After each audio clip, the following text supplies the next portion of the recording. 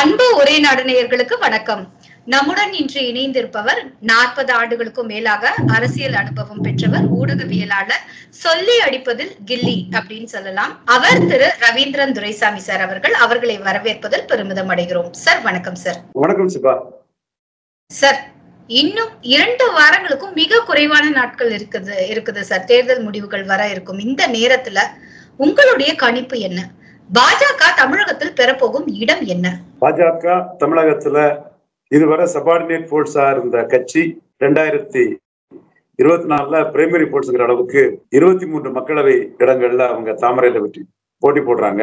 தமிழிசை, பொன்னார் இவங்களெல்லாம் பெற்றதை விட 2 மடங்கு வாக்குகளை அண்ணாமலை தலைமையில் பாஜக பெறும் என்று நான் உறுதியாக நம்புகிறேன். அது இதையும் தாண்டியும் போகலாம். இந்த வகையில பாஜக ஒரு பெரிய ஃபோர்ஸா தமிழ் மண்ணில் நிற்குங்கிறது என்னோட ஒரு பிராக்டிக்கல் அசஸ்மெண்ட். வெற்றி வாய்ப்பு என்பது ஒரு அரித்மெட்டிக் என்ற அடிப்படையில் பார்த்தால் பாஜக அரித்மெட்டிக்கில் நெருங்கக்கூடிய தொகுதி கன்னியாகுமரி மாவட்டம் உள்ள கன்னியாகுமரி மக்களவை தொகுதி தான். ஆனா அந்த கன்னியாகுமரி மக்களவை தொகுதியில கவுண்டர் போலரைசேஷன், திமுக, காங்கிரஸ், மதிமுக, விடுதலை சிறுத்தைகள், கம்யூனிஸ்ட், இந்த 5 கட்சிகளுக்குமே அங்க வாக்கு வலிமை இருக்குது. சமூக ரீதியா கிறிஸ்தவர்களும் முஸ்லிம்களும் இந்துக்களை விட அதிகம் இருக்கிறாங்க. சோ அந்த தொகுதியில வெற்றி வாய்ப்பு நாம் தமிழரின் வேட்பாளரும் அதிமுகவின் வேட்பாளரும் எந்த அளவுக்கு பெர்ஃபார்ம் பண்றாங்க, அவங்க கிறிஸ்தவ மீனவர்கள் வாக்கு எந்த அளவுக்கு பிரிக்கிறாங்கிற பொறுத்துதான் இருக்கும். அதுல கிறிஸ்தவ மீனவர்கள் வாக்க இலவசமா அரசியல் கட்சிகள் பயன்படுத்துறாங்கிற ஒரு பெரிய ஒரு பூகம்பமே அந்த சமூக மக்கள் மத்தியில வெடிச்ச போது அதிமுகவில் எனது நண்பர் பசலியான், குட் நைட் லவ்வர்ஸ் அந்த படத்தோட ப்ரொடியூசர், அவரு வேட்பாளராக களத்துக்குள்ள வந்தாரு. நாம் தமிழர் கட்சி சார்பாகவும் வெளிநாடுகளில் வேலை பார்த்த ஒரு தம்பதியர், மீனவ சமூகத்தை சேர்ந்த ஒரு பெண்மணி, ஒரு யங்ஸ்டர் வேட்பாளராக வந்தாங்க. இந்த சூழ்நிலையில காங்கிரஸ் கட்சி அதுவரை சமூக நீதியை விளவங்கோட்டு தொகுதியில சமூக நீதியை சூறையாடி கொண்டிருந்த காங்கிரஸ் கட்சி ஒரு சமநீதி பார்வையில தாரகை கத்பட் என்ற ஒரு மீனவ பெண்மணிய இடைத்தேர்தல்ல விளவங்கோட்டு தொகுதியில அவங்க நிறுத்திட்டாங்க. சோ மீனவர்கள் மத்தியில இருந்த நம்மளை ஏமாளிகளாக, இளிச்சவாயர்களாக, இலவச வாக்குகளாக, RSS கண்டு அச்சப்பட்டு வாக்களிப்பவர்களாக அரசியல் கட்சிகள் கருதுறாங்கிற ஒரு குற்றச்சாட்டு அதற்கு பசிலியான் வேட்பாளராக வந்தது. நாம் தமிழர் சீமான் மீனவரை வேட்பாளராக நிறுத்திய சூழ்நிலையில் காங்கிரஸ் கட்சியும் விளவங்கோடு சட்டமன்ற இடைத்தேர்தலில் ஒரு மீனவரையை வேட்பாளராக நிறுத்தியிருக்கிறார்கள். இது கட்சி விஜய் வசந்தே டெல்லி தலைமைக்கு ஒரு மீனவரை நிறுத்தினாதான் நாம தாக்கு பிடிக்க முடியுங்கிற கருத்தை முன் வச்சிருக்கிறாரு. இந்த வகையில பார்க்கும்போது மீனவர்கள் வாக்கு, கிறிஸ்தவர்கள் வாக்கு, முஸ்லிம்கள் வாக்கு, இது காங்கிரஸ் கூட்டணிக்கு வழக்கம் போல பலமா தான் இருக்குது. ஆளுங்கட்சி அதிகார பலமும் இருக்குது.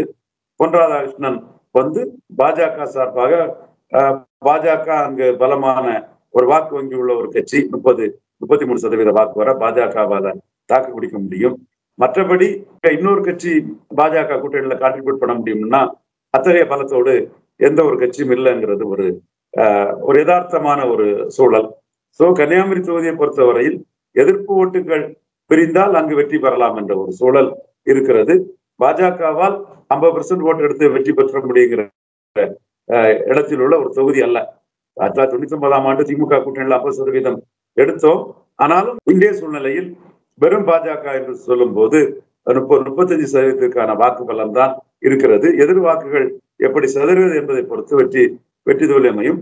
அதே வேளையில சமூக ரீதியாக கிறிஸ்தவ முஸ்லிம்கள் மெஜாரிட்டி என்பதனால விஜய் வசந்தும் இந்து வாக்குகளிலும் ஒரு பகுதி அவரோட எடுப்பார், அவரோட உறவினர்கள், நண்பர்கள் என்ற அடிப்படையில், தொழில் ரீதியாக அவரோட இருப்பவர்கள் என்ற அடிப்படையில் எடுப்பார் என்ற சூழ்நிலையில் காங்கிரஸ் அங்க பாஜகவோட சற்று மேலாகத்தான் இருக்கதா நான் பார்க்கிறேன்.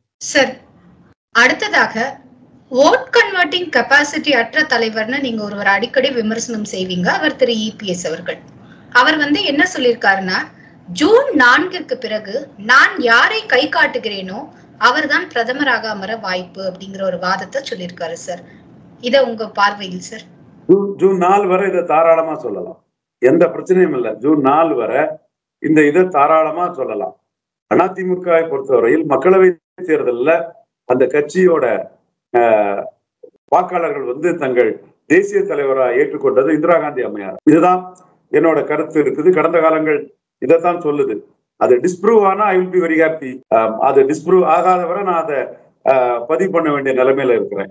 80ஆம் ஆண்டு இந்திரா காந்தி அம்மையார் தான் எங்களுக்கு பிரதமர் என்று, எங்கள் தேசிய தலைவி இந்திரா காந்தி அம்மையார் தான் என்று எம்ஜிஆரே அவங்க ஓரங்கட்டி விட்டு இந்திரா காந்தி அம்மையார் தலைமைக்கு வாக்களிச்சாங்க.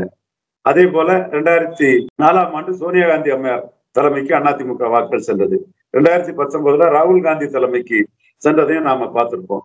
24 அந்த வாக்காளர்கள் ஒரு பகுதியினர் ராகுல் காந்திக்கு மீண்டும் வாக்களித்திருந்தால், அப்படி நடக்காம இருந்தா I will be happy. AIADMK Edappadi நிலைமை ரொம்ப மோசமா இருக்குங்கிறதான் என்னோட பார்வை. அவருடைய கூட்டணி நிலைமையை 20-22% வாக்கள் தாண்ட முடியாது. 1/2% இருந்த தேமுதிகவுக்கு தான் 5 MP சீட் கொடுத்தார். ஆனா தேமுதிக மூலமா ஓரளவு விஜயகாந்த் மீது உள்ள ஏழை எளிய மக்களின் ஆதரவும் தெலுங்கு தாய்மொழி மக்களின் ஆதரவும் எடப்பாடி பழனிசாமிக்கு அந்த ஒரு கூட்டணி மூலமாக கிடைச்சிருக்கிறது என்ற தகவல்களும் வருகிறது. என்னுடைய பார்வை அவர் 20 கூட்டணியாக ஒரு 22% வாக்கை தாண்டி அவரால் எடுக்க முடியாது என்று நான் கணிக்கிறேன். இதுதான் என்னுடைய பார்வை. அந்த வகையில் இந்த தேர்தல் முடிந்த பிறகு அவருடைய பாதிப்புகள் அவருக்கு மிகப்பெரிய அளவுல இருக்கும். அது அவர் 24 கூட்டணி அமைக்க முடியாது என்பதை நாம் தான் தெளிவாக சொன்னோம். பாஜகவுடன் கூட்டணி அமைத்து இருக்கலாம். ஆனா 2 இலக்கத்துல சீட்டு அவங்க கேட்டாங்க. நீங்க 5 சீட்டு கொடுத்து பாஜகவை டேக் இட் ஆர் லீவ் இட்னு எடுத்து பாஜக இன்னும் அடுத்த மக்களவை தேர்தலையும் எடப்பாடியை நம்பி தோற்று போய் தோல்விக்கு பாஜக பழிய காரணமாகி இருக்கிறத விட தனிச்சு போட்டியிட்டா 2019 அதிமுக கூட்டணியில டாக்டர் தமிழிசை சவுந்தரராஜன் அம்மையார் எடுத்ததை விட குறைஞ்சபட்சம் 2 மடங்கு அண்ணாமலை எடுத்து சாதிப்பார். அண்ணாமலை எடுக்க வாக்குகள் குறைஞ்சபட்சம் 2 மடங்கு என்பதை என் கருத்தாக நான் முன்வைக்கிறேன். உறுதியாக அது சாத்தியமுள்ள ஒரு தெளிவான ஒரு விஷயம். எனவே எடப்பாடி பழனிசாமிக்கு கூட்டணி வாய்ப்பு என்பது 24 இல்லாமல் போய்விட்டது. அவர் மக்களவை தேர்தலிலே மாட்டிக்கொண்டார், சிக்கிக்கொண்டார். இனிமே அவர் எமர்ஜ் ஆக முடியாது. இந்த மக்களவை தேர்தலில் அவரை பலகீனப்படுத்தி 2 லீடர்கள் உருவாவாங்க. ஒன்னு சீமான், இன்னொன்னு அண்ணாமலை. அண்ணாமலையும் சீமானும் தமிழ் தேசியமும் இந்துத்துவாவையும் மையமாக வைத்து 2 தலைவர்கள் உருவாகும் போது நிச்சயமாக 2026 எடப்பாடி பழனிசாமியின் நிலைமை மிக மோசமாக இருக்கும். பாஜக ஒரு அணியாகவே இருக்கிறார்கள். ஓபிஎஸ், டிடிவி தெள்ள தெளிவாக அண்ணாமலை தலைமையை ஏற்று நிற்பதற்கு உள்ள சாத்தியக்கூறுகள் தெளிவாக இருக்கிறது. அவர் எடப்பாடி பழனிசாமியை எந்த வகையிலும் ஏற்றுக்கொள்ள மாட்டார். அந்த வகையில் அமமுக தலைவர் டிடிவி தினகரன் அண்ணாமலை தலைமையை ஏற்று நிற்பதற்கான சாத்தியக்கூறுகள் இருக்கிறது. எனவே இவர்கள் அணியாக இருக்கிறார்கள். அப்படி இருக்கக்கூடியவங்க இவங்க கணிசமான வாக்குகளை பெறும்போது அது எடப்பாடி பழனிசாமியை மிகப்பெரிய அளவில் பாதிக்கும். அடுத்தபடியா நாம் தமிழர் சீமான் இன்றே தெளிவாக கூறிவிட்டார்.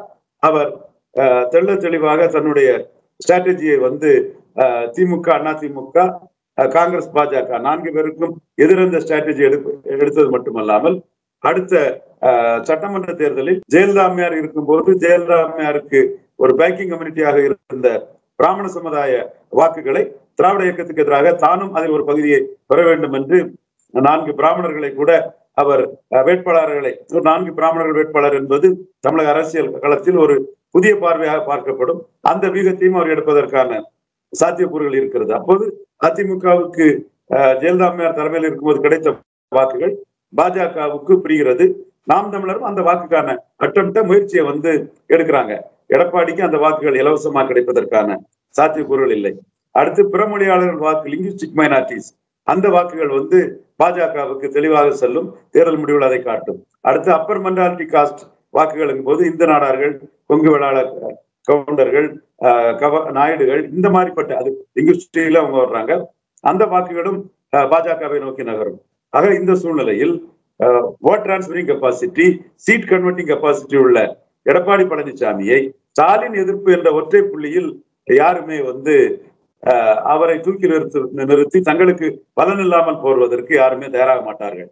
அந்த வகையில பாஜக தன்னுடைய வீகத்தை 2029 மக்களவையை முன்னிறுத்தி தான் தன்னுடைய வீகத்தை அமைப்பார்கள். ஒருவேளை எடப்பாடி பழனிசாமி தன்னோட தவறை உணர்ந்து பாஜகவுக்கு 70 சீட்டு அந்த மாதிரி ஒரு ஹெவி ஒரு ஆஃபரை கொடுத்தாருன்னா ஒருவேளையில மாற்றங்கள் வரலாம். அவர் அந்த இடத்துக்குள்ள என்ன நினைக்கிறாருன்னா, பாஜகவோட கூட்டணி வைத்தாலே 18% கிறிஸ்தவ முஸ்லீம் வாக்குகள் எதிராக போயிரும், நம்ம முதலமைச்சரா வர முடியாது.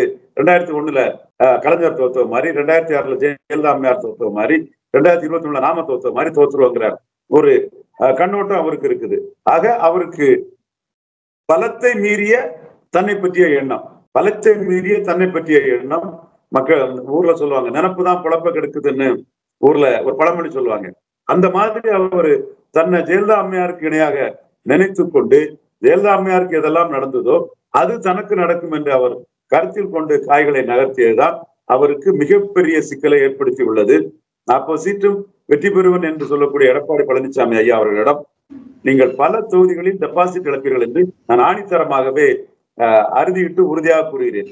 குறிப்பாக தென் மாவட்டங்களில் உள்ள நாடார் சமுதாயம் மெஜாரிட்டியா உள்ள 4 மக்களவை தொகுதிகளில், ஒன்று தென்காசி ரிசர்வ் தொகுதி, தனி தொகுதி, மற்ற 3 தொகுதிகளில் நிச்சயமாக தமிழக அளவிலே மிக மிக குறைவான வாக்குகளை எடப்பாடி பழனிசாமி தலைமையிலான அதிமுக எடுக்கும். நான் களத்தில் சென்றேன், களத்தில் மக்கள் உணர்வை பார்த்தேன், மக்களை சந்தித்தேன், சமூக தலைவர்களை சந்தித்தேன், அனைத்து சமூக தலைவர்களையும் சந்தித்தேன். அங்குள்ள மக்கள் உணர்வு, நாம் ஏன் பன்னீர்செல்வத்தை அவர் நீக்கிவிட்டார், ஒரு முக்குலத்தோரை நீக்கிவிட்டார் என்பதால் எதிர்மறையாக நாம் ஏன் வாக்களிக்க வேண்டும், எடப்பாடி ஓவர் ஸ்மார்ட்டா நெகட்டிவ் ஓட்ஸ் கிடைக்கும் என்று நினைக்கிறாரு. எந்த ஒரு அரசியல் பிரதித்துவம் தராமல் எதிர்மறையாக வாக்களிப்பார்கள் சில சமூக மக்கள் நினைக்கிறாரு. அதற்கு எடப்பாடி பழனிசாமி மிகப்பெரிய விலையை கொடுக்க வேண்டியது இருக்கும். அந்த நிகழ்வுக்கு பிறகு காங்கிரஸ் கட்சி எடப்பாடி பழனிசாமி கூட்டணி பக்கமே வரமாட்டாங்க.